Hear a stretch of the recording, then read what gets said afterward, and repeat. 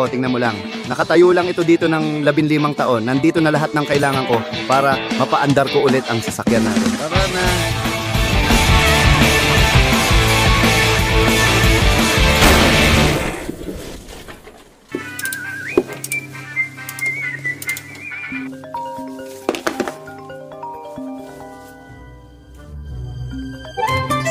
Hello, sino ito?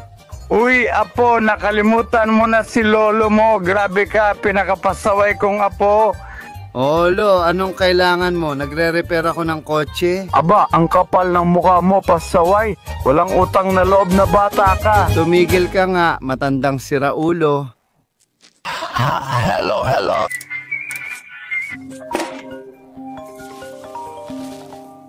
Oh, sandali lang, apo. Patawarin mo ako. Gusto kong itama ang lahat. Pumunta ako sa doktor at nalaman nilang may cancer ako. Cancer sa puwet, apo. Kaya gumawa ako ng testamento. Alam mo naman na ako ang may-ari ng malaking kumpanya ng paggawa ng brief at medyas. Ang halaga nito ay tinatayang 30 milyong robles. Ay, hindi, lolo. Paano mo nagawa yun, mahal kong lolo? Napakalaking trahedya. Tumahimik ka na, isinama na kita sa mana. Oh, lolo, mahal na mahal kita, lolo. Oh. Isara mo ang bibig mo, salot ka, isinumpa, isinama na kita sa mana. Sa isang kondisyon lang. Anong kondisyon? Malapit nang dumating ang courier sa'yo, magdadala siya ng mga dokumento at malalaman mo rin ang lahat. Magandang araw, Vyacheslav Alexievich. May delivery po. Sige, salamat. Ang testamento.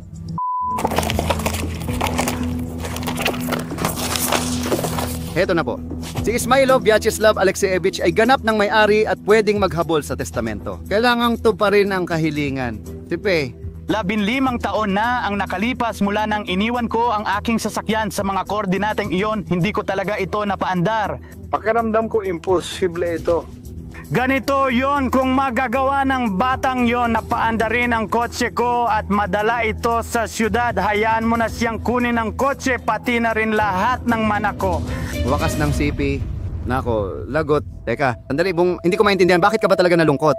Parang iniisip mo bakit ka sigurado na hindi tayo makakatanggap ng pera? Ikaw ang nagbasa lahat, walang pera hanggat di mo ayos ang kotse. Ayan nga, sino ba ang nakatayo sa harap mo? Marunong ako sa mga kotse at alam ko lahat. Gamit ang coordinates, madali natin yang maaayos. Alam mo, kung dadaan tayo sa makipot na daan, hindi talaga tayo makakarating sa destination ayon sa navigator. O, anong mungkahi mo? Dito na lang tayo, baba na tayo. Maglalakad na lang tayo mula dito kasi hindi marunong dumaan ang pathfinder sa mga puno. Kaunti lang ang lalakarin natin. Gaano karami? Kaunti lang ba? Ganito, parang nandito tayo ngayon tapos kailangan nating pumunta doon. Nako, mahina ang signal. Ito ang linya. O, basta kung diretso, kaunti lang. Grabe, sabi kaunti lang daw pero maglalakad tayo ng 1.5 kilometro sa gubat. Sa tingin mo ba madali lang yun? Matagal din yun, grabe. Pakinggan mo, para sa 30 milyon kaya nating magsikap. Tara na. Via, tanga ka, palpak ka talaga. Ikaw, Anong ibig mong sabihin na palpak ako? Nag-aalala ka pa rin ba na di ko mapatakbo yung lumang sasakyan? Oo, sa garahe ko nga. May mas mahirap pa akong nagawa at naayos dyan. Kasi nga doon yun sa garahe. Pero ngayon nandito tayo sa gitna ng kawalan, sa gubat. At saka doon, putya, may mekaniko na gumagawa para sa'yo. Ikaw? Oo, hindi na mahalaga, pakinggan mo. dapat siguro dinala natin siya, Oo, pati siya para may kahati. Wala kang makukuha, akin lahat ng mana ni Lolo. Tara, hanapin natin siya. Hindi ko pa rin maintindihan kung saan tayo pupunta. Ayon sa marka, nandito na tayo at malapit na sa kanya. Pero hindi ko pa nakikita yung sasakyan. Nakita na natin siya. Ayun siya. Oh! Grabe po siya. Via, Grabe, wasak siya. mapupunta ba lahat ng ganitong kotse sa collection mo? Bakit lahat? Yung mga imported kong sasakyan, inaalagaan ko naman ang mga yon. Inaalagaan mo ba kotse mo? O, paano mo ginagawa? O, kumbinsido ka na ba ngayon, operator, na maayos kong inaalagaan ang sasakyan? O, kumbinsido na ako. Balikan na natin itong lumang kotse, subukan nating paandarin. Imposible yan. Imposible yan. Oo nga, halos wala nang natira sa sasakyan dito.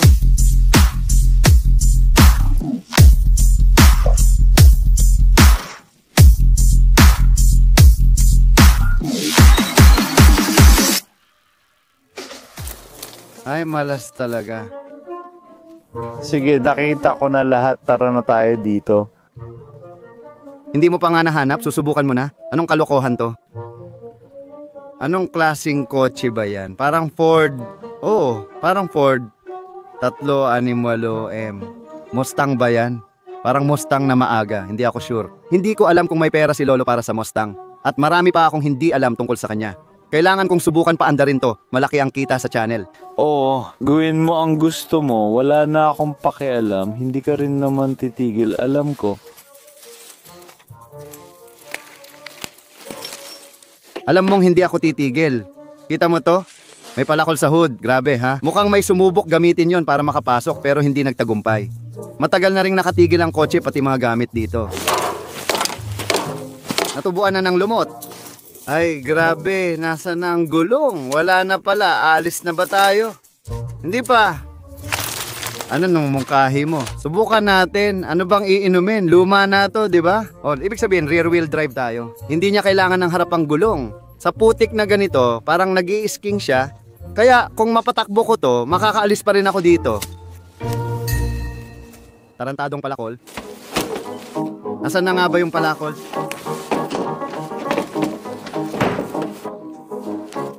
Siya nga pala, si Lolo ang nagturo sa akin nito. Anong sinasabi mo dyan? Oy, mga tornilyo. Baka magamit natin to. Maraming gamit dito na pwedeng mapakinabangan. Nakita mo, ang ganda ng cassette player, naririnig mo. Cassette player yan, bihira na ngayon.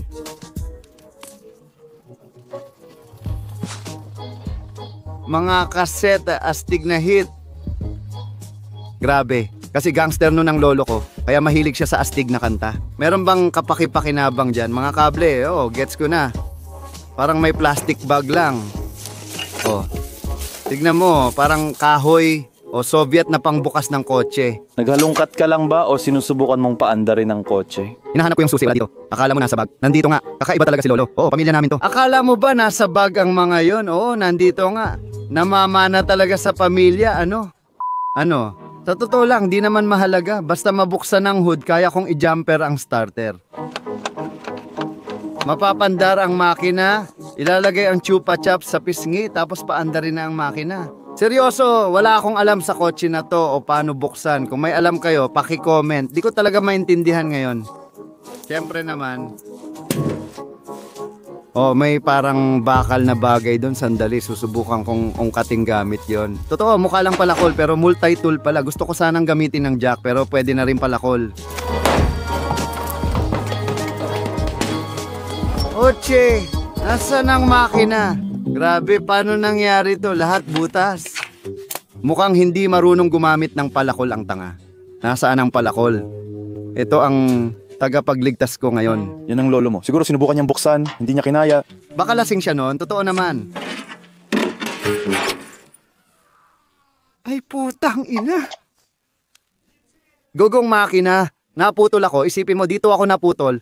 Sa tingin ko, kailangan nating tumawag ng ambulansya. Malalim, grabe talaga. Matindi sa kanto. Walang makina dito. Pero may mga gulong naman na siyang ang kulang sa atin kung tutuusin. At may jack tayo, ibig sabihin, kaya kong ikabit ang mga gulong. Hindi na kailangang mahirapan para makaalis dito. Wala ngang makina. Tanga. Kung sakali, pwede namang linisin ang daan gamit ang pathfinder, dumaan at magkabitan ng lubid. Linisin mula sa puno. Seryoso, paano mo gagawin yon? Sige na, mukhang hindi pwede. Pakinggan mo, kahit walang makina, may baterya naman. Ano? Sa tingin mo ba electric car to? Hindi mo ba naintindihan? Kung may baterya, dapat may starter din. At kung nandito ang makina, mapapansin natin yon. Aminin mo. Opa. Baka hindi na natin kailangan ng susi ngayon. Ito ang universal na susi na bagay sa lahat ng sasakyan. Pwede mong sabihin, pakinggan mo, ang daming wire dito. Ano to? Oo. Grabe, ayan na. Kapag ang kutsilyo ay nakabalot sa tuwalya, kilala ko ang lolo ko. Wala yang magandang patutunguhan. Kompleto na ang kailangan ko para mapaandar ang sasakyan. Lahat, maliban sa makina. Ang tanga mo talaga, cameraman. Ang tanga mo talaga, operator. Sinasabi ko sa'yo, may baterya, kompleto lahat. Ayan o, nakita mo. Nasa ibang lugar lang talaga ang makina. Saan? Grabe. Karaniwan ang makina sa harap, meron din sa gitna pero bihira lang at meron ding makina sa likod. Katulad ng Porsche Siyam isa-isa at iba pa gaya ng Lamborghini at iba pa. Kahit na ang Lamborghini ay itinuturing na may gitnang makina at ang Buhangka ay gitnang makina rin. Ibig sabihin, hindi ko naman nakikita ang makina sa gitna, umupo na ako doon. Ibig sabihin, nandito ang makina, dito mismo ang air vent, bakit hindi natin agad naisip yon? Tignan mo. Ito ang kailangan ko. Sakto mga pare, astig bihira to, naririnig mo. Elastic na benda. Ganito dati ang Soviet first aid kit, di ba? Mas matanda siya sa'yo. Ano ngayon, akala mo bawal? Paraan ng pagbukas. Maaga pa naman. Ano ang valyol? Siya nga pala, ilagay ang tableta sa ilalim ng dila at hintaying matunaw ito.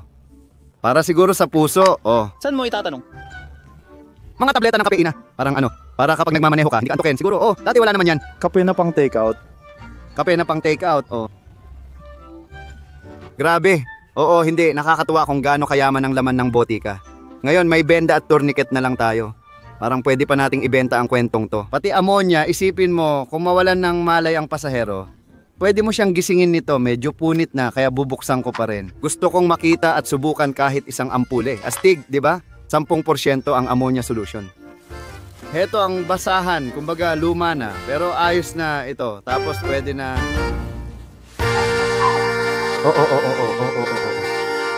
Grabe, butan. Via, naintindihan ko, syempre masaya ka pero ako hindi talaga komportable dito. Tara na. Tingnan mo, Gawin na lang natin ang mga dapat gawin. kita mo. Siya pala 4 dito. Hindi ako sasakay dito. Anong problema mo? Sasakay ka, ako ang magpapaandar. Hindi, ikaw, bakit parang wala kang tiwala sa akin? Lumipas na ang 30 minuto pero di mo pa rin alam buksan ang hood. Nalanghap mo pa ang ammonia. Ha? Wala akong nalanghap, nagising lang ako. Hindi ko alam paano ito buksan. Sinubukan ko na nga pala, Col, pero hindi talaga kaya. Mukhang protektado ito. Sige.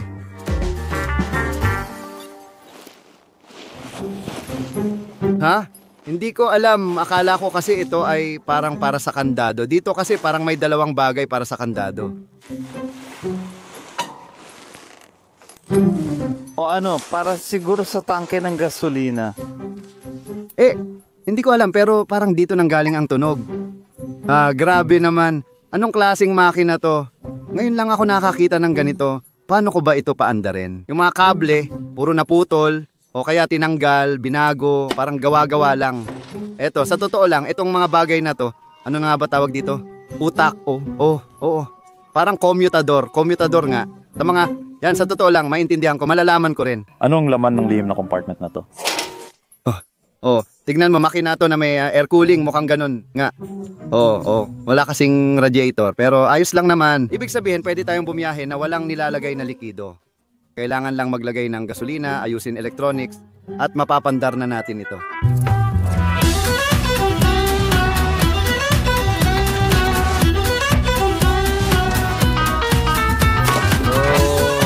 Sa madaling salita, parang lahat ng kable ngayon, base sa pagkaintindi ko, ayos na. Meron tayong distributor, coil. Ito ay V-type na 4 na silindrong makina. At sa totoo lang, naintindihan ko na ito. Gasolinang bagay, sa madaling salita, ito ang air filter. Parang naintindihan ko na lahat. Tingnan mo ang kalagayan ng fuel system. Magaling ka, syempre, na nag-ayos ka ng electrical. Pero yun ang pinaka-importante. Kailangan natin ng kuryente para sa spark. Pero yun ang pinaka-importante. Kailangan natin ng spark. Tingnan mo, may lumaking lumot doon. Sa labas lang yan. Bakit ka nagre-reklamo? Ayos naman lahat doon. Aayusin ko yan. Kalma lang. Gets ko, baka may lumot na sa loob kaya di na umaandar. Malamang bulok na rin ang tangke pero aayusin ko pa rin.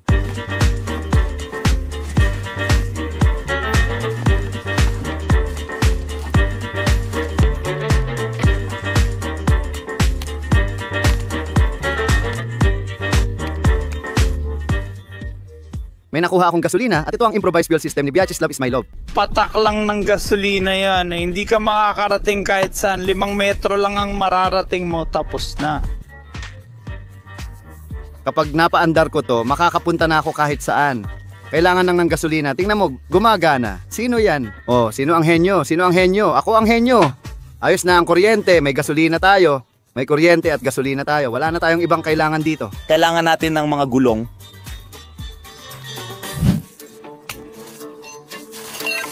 Nandito pa, may mga gamit pa tayo. Mula kay Lolo. Oh, mga hose, grabe naman, ang dami nating kagamitan, mga Ginoo. Ikinukwento ko sa inyo kung paano gamitin ang Soviet na hijack. Hindi ko alam.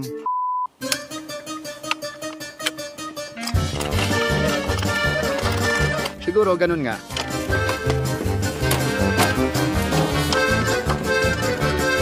Gumagana. Ayusin ko muna, paano ba ito gumagana? Putang ina, nakasulat dito pababa pataas. Hindi ko maintindihan kung paano ito gumagana. Lolo, sana maparusahan ka. Tol, nahihilo na talaga ako.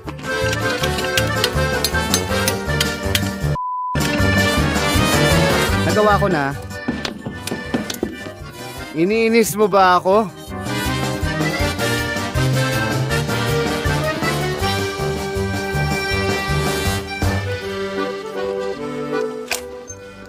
Ayos na. May 4 ng gulong ang sasakyan. Pwede na tayong umalis. Tara na. Saan tayo pupunta? Ginawa mo na lahat pero nakalimutan mo ang pinaka-importante. Ano yon? Tungkol ba sa susi? Oh, hindi ko nahanap ang mga susi. Totoo yan. Totoo talaga. Hinanap na namin sa lahat ng lugar pero wala talaga ang mga susi. May ipapakita ako ngayon. Pero huwag mong sasabihin kahit kanino. Bakit? Oo, kasi nga oh, ayan, at ito dito. Oh, may ignition na. Astig, saan mo yan natutunan? Sa totoo lang, tinuruan ako ng lolo ko nito nung bata pa ako. Medyo nakakapagtaka nga. Ibig mong sabihin, tinuruan ka ng lolo mo magnakaw ng kotse nung bata ka? Oh, parang gano'n na nga. Dahil doon nakulong siya. Pagkatapos nun, tumigil na kami sa usapan at nasira ang aming relasyon. Baka nga itong sitwasyon na ito ang pagkakataon natin para magsimulang muli sa ating relasyon. Sino ba ang nakakaalam? Sa totoo lang, dito magkakaroon tayo ng starter.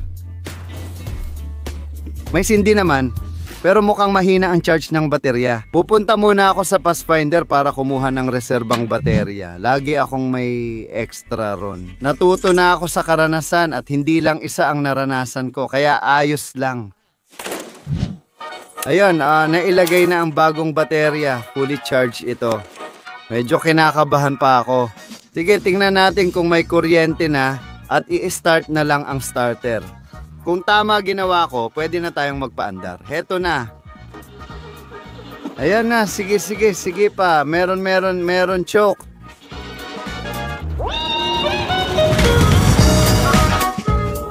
Grabe, mga pare, grabe. Umaandar siya at napaandar ko siya. Astig, grabe. Ang lupit ng kotse, grabe. Pakinggan mo, baka naman wala nang saysay na ibalik pa to kay Lolo. Baka pwede na nating itago para sa atin. Magkano kaya ang ganitong kotse? Madali lang malaman, pwede nating tingnan sa drone. Nako, di ko alam kung anong brand to. Hindi yata Ford. Oo, Operator Suprugo ba? Hindi. Oo nga, anong brand to?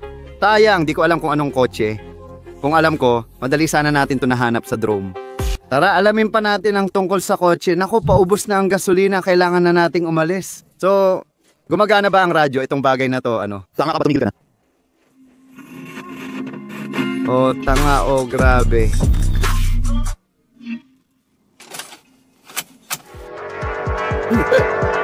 Grabe. Grabe.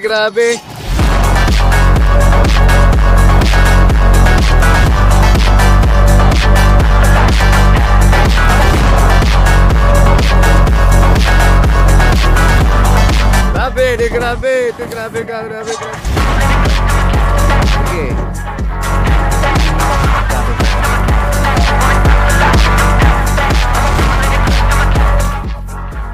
Grabe. Ayos, nandito na tayo. Hanggang Pathfinder, nakarating na tayo. Ibig sabihin, makakarating din tayo sa syudad. 34 milyon, isipin mo, nasa bulsa na natin. Saan mo gagastusin? Ikaw unang bibili. Pakinggan mo, hindi ko alam. Sobrang dami kong nararamdaman na nadadala ako ng emotion. Ikaw na lang magsabi, baka makaisip din ako ng sasabihin. Matagal ko nang pinangarap ang magkaroon ng bagong gaming computer. May gaming computer na ako, astig yon. Hindi mga lalaki ng Happy PC ang nag-assemble nito, pero nakita mo naman ang computer ko. Maayos, malakas, astig at welcome sa bahay ko. Sabi nga nila, lumingon-lingon kayo. Itong lugar na to, Wala nang makakaalam nito kahit kailan sa buong buhay nila. Dati ganito ang itsura nito. Maalala ng mga luma ang malupit at astig na com na to. Inipon nila to para sa akin sa Happy PC at ang dami kong astig na gaming devices. Dahil sa kanila, nagdadala ako ng panalo, parang pro. Opa, tapos ka na.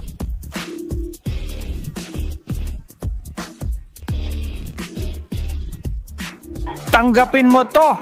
Ngayon siya naman.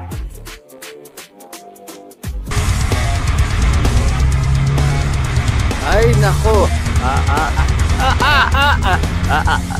Tumigil ka. Ang astig.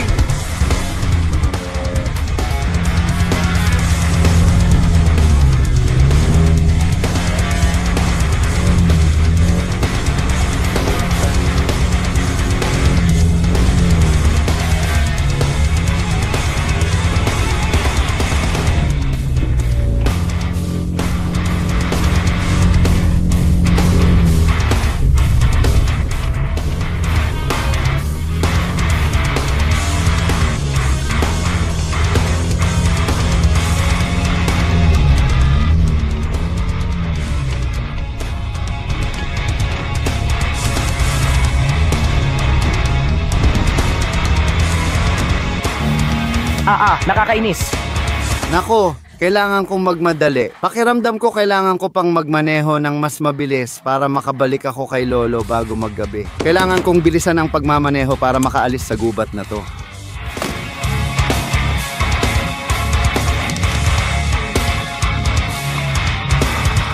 Ay, naku, may putik doon, malaki. Putik, ay nako. Grabe, nabasa ako. Parang nasa bangka akong papasok.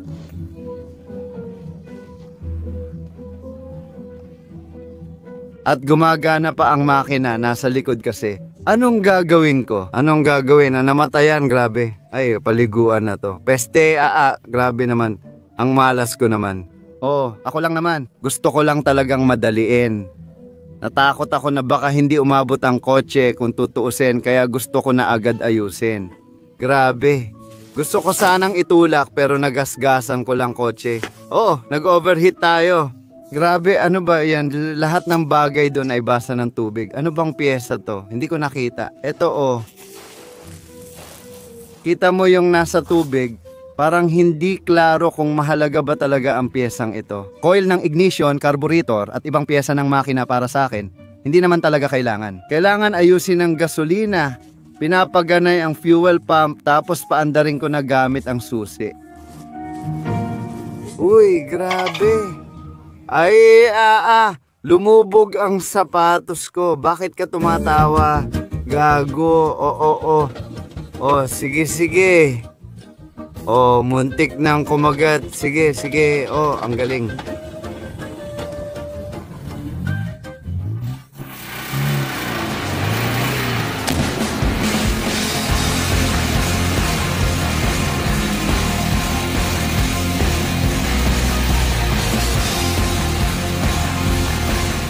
Hindi umaandar, kulang sa propeller, pero sige na, halika, hukayin mo na. Wala nang ibang paraan. Ano yung kailangan lagyan ng kung ano sa likod na gulong? At halos nakalabas na ako sa likod, ganun. Ano. Tapos na, ginawa ko na lahat. Makakalabas na ako ngayon. Tignan mo.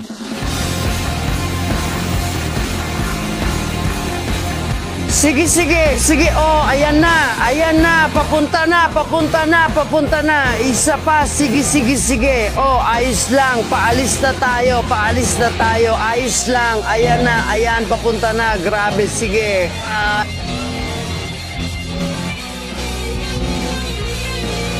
Oh, muntik nang lumabas. Ramdam ko na ang drone. Ayos lang. Oh, ayan na. Ayos lang. Lumabas. Grabe. Oh, grabe talaga. Pero nagawa ko yon. Tuloy tayo. Heto na ang syudad. Nakita ko na ang syudad. Dahan-dahan lang. Sundan mo siya. Sige. Heto na ang mga garahe. Oo. Grabe, natanggal ang ignition. Hanggang kailan ba natin ito aayusin? Sige, heto na ang syudad. Pera, nasa bulsa ko na. Lolo, papunta na ako sa'yo. Ano, Lolo Demonyo, Lolo, ikaw ba yan? Hindi ako makapaniwala sa nakita ko. Lolo, anong ginagawa mo? Sinalubong mo ba ako mula sa gubat? Oo, Apo, alam ko ang kakayanin mo at makakalabas ka sa gubat na yon kung saan ko iniwan ang sasakyang ito 15 taon na ang nakalipas. Oo, Lolo, natupad ko ang kondisyon mo. Nagawa ko, inayos ko ang sasakyan at dinala ko ito sa'yo. Oo, Apo, magaling. At ibig sabihin nito, Lolo, pwede na siya. Pwede na nating ibalik ang ating ugnayan bilang pamilya. Oo, magiging maayos na ang lahat. Ibibigay mo rin sa akin ang 30 milyon. Leche ka, Apo. At saka, hindi naman talaga ako nagkaroon ng cancer sa puwet. Buong buhay ko lang akong naglasing at nakulong. Naintindihan mo ba? Ha ha ha. Ano bang ibig sabihin nito lahat? Oo, hindi ko talaga nagkaroon ng pabrika na yon o nagkaroon ng 30 milyon. Naintindihan mo, Lok? Ano? Ibig mong sabihin ako si Lok? Ha ha ha. Salamat, Boss Cara. Alam ko na aayusin mo ang kotse ko ng libre. Pero hindi naman pwede yon, Lolo. Hindi naman pwede yon. Ang dami kong inaksayang nervyos para lang mailabas siya mula sa gubat. Ako buong araw akong nag-offroad. Grabe na nakakainis na bagay na yon. Tapos ngayon, basta ka na lang aalis, hindi naman pwedeng yon. Oo, saan ka pupunta? Oo, saan ka pupunta, Lolo? Ano ba? Grabe, ano ba to? Umalis na lang siya. Basta na lang umalis. Magpakasipag at gumawa ng mabuti para sa kanila. Pero paano ka pa rin nila nagawang suklian ng ganon? Ano? Sumabog si Lolo. Buti nga sa kanya. Buti nga sa matandang tusong yon dahil niloko niya ako. Paano naman yon? Wala ka man lang awa kay Lolo. Seryoso ka ba? Naawa ka ba talaga sa matandang yon?